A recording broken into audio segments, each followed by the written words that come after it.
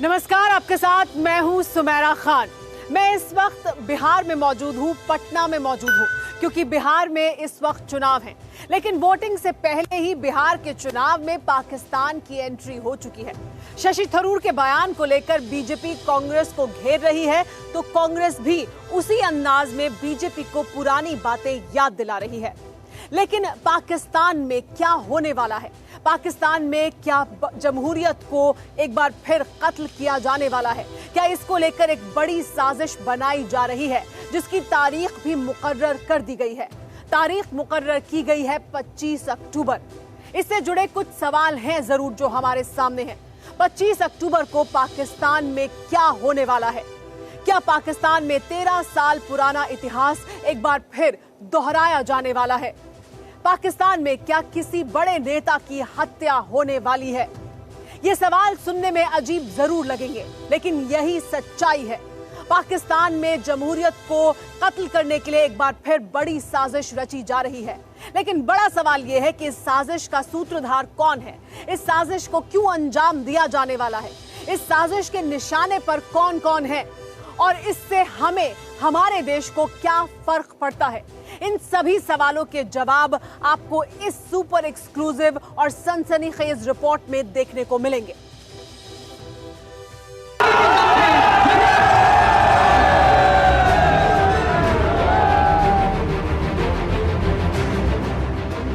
पाकिस्तान के बड़े नेताओं की रैली में लाखों लोगों की भीड़ और फिर एक जोरदार धमाका।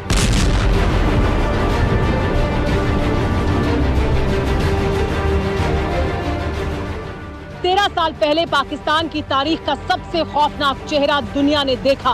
वो दौर जब 8 साल बाद बेनजीर भुट्टो पाकिस्तान लौटी थी, इस भरोसे के साथ कि आवाम को पाकिस्तान की फौजी हुकूमत से निजात दिलाएंगी। लेकिन बेनजीर पाकिस्तान को बदल पाती, इससे पहले ही दुनिया से रुखसत कर दी गई।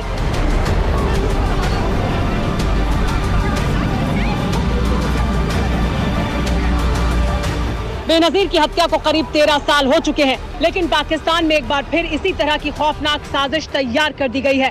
सवाल यह है कि पाकिस्तान में किस बड़े नेता की हत्या हो सकती है? पाकिस्तान के बड़े नेताओं को कौन मारना चाहता है?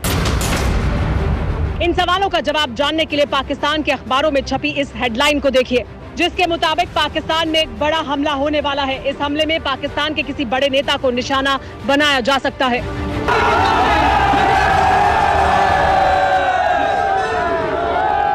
पाकिस्तान की खुफिया एजेंसी ने भी इस बारे में अलर्ट जारी कर दिया है, जिसके मुताबिक पेशावर और कोयटा में फिदायीन हमला हो सकता है। ये हमला आतंकी संगठन तहरीक तालिबान करेगा। सियासी नेताओं को निशाना बनाया जा सकता है।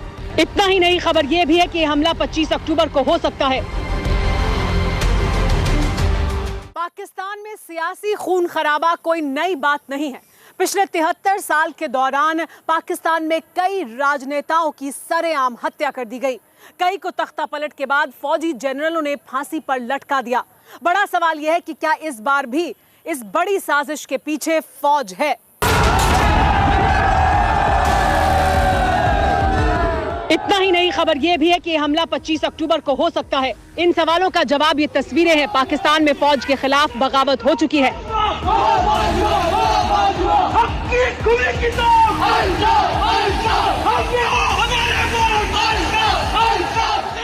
इमरान की पुलिस बाजवा के बुज़दिलों पर बंदूक ताने हुए है, तो दूसरी ओर पहली बार जिन्ना के बारिशों की बुद्धि भी ठिकाने पर आ चुकी है। पब्लिक भी फौज के खिलाफ बगावत का झंडा बुलंद कर चुकी है। इसीलिए बाजवा ने अपनी दुम बचाने के लिए एक बार फिर पाकिस्तान की सियासत को रक्त रंजित चरित्र का ताना बाना बुन लिया है, जिसके लिए 25 अक्टूबर की तारीख मुकर्रर कर दी गई है। पता है क्यों? क्योंकि 25 अक्टूबर को पाकिस्तान के विपक्षी दलों के संगठन PDM की रैली होनी है। ये रैली बलूचिस्तान के क्वेटा शहर में होगी। रैली में मौलाना फजलुर रहमान, नवाज शरीफ की बेटी मरियम नवाज और बेनजीर भुट्टो के बेटे और PPP नेता बिलावल भुट्टो शामिल होंगे।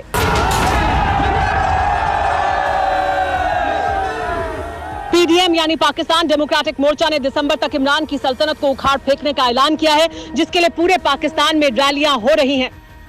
PDM की अब तक गुजरावाला और कराची में रैली हो चुकी है, जिसमें लाखों लोगों की भीड़ ने इमरान की हुकूमत का डेथ सर्टिफिकेट तैयार कर लिया। तो मौलाना से लेकर मरियम तक ने फौज के पहलू में छिपने वाले इमरान की हैसियत सरेआम कर दी।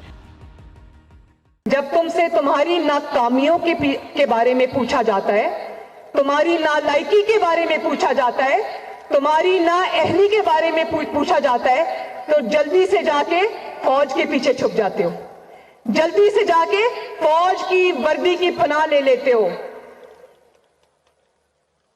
डरपोक आदमी, तुम फौज को आलूदा करते हो।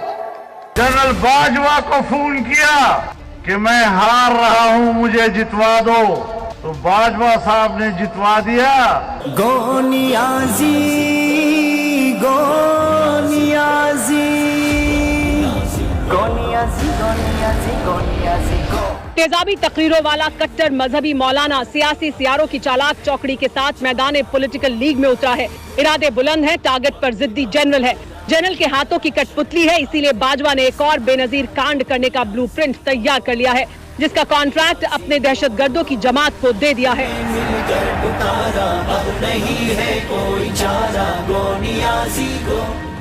इसलिए बाजवा लगातार आतंकी गुटों के साथ मीटिंग कर रहा है।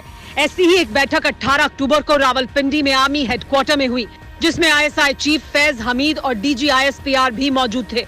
बैठक में सेना के पाकिस्तानी आर्मी के सभी कोर कमांडर भी बुलाए गए थे। मीटिंग के बाद विपक्षी दलों की कोयटा में होने वाली रैली को हरी झंडी दे दी गई। साथ ही साजिश को अंजाम तक पहुंचाने का जिम्मा ISI को दे दिया गया, जिसमें आतंकियों को रैली के दौरान मौका मिलते ही हमला करने का ऑर्डर दे दिया गया।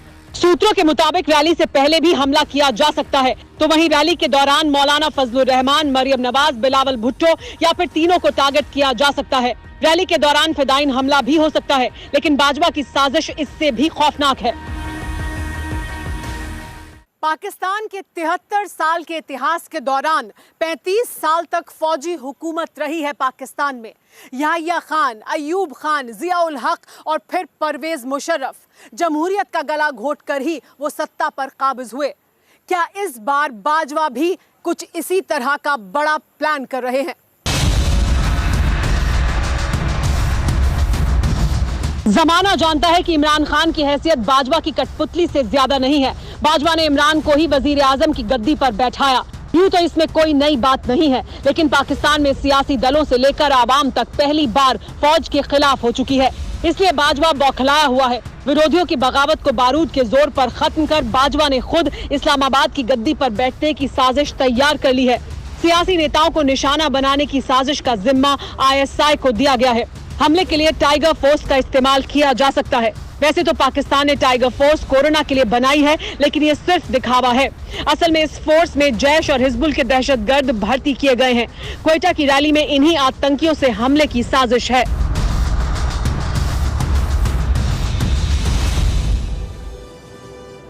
अड़ी सोमवार से शुक्रवार शाम 6 बजे सिर्फ TV9 भारतवर्ष पर।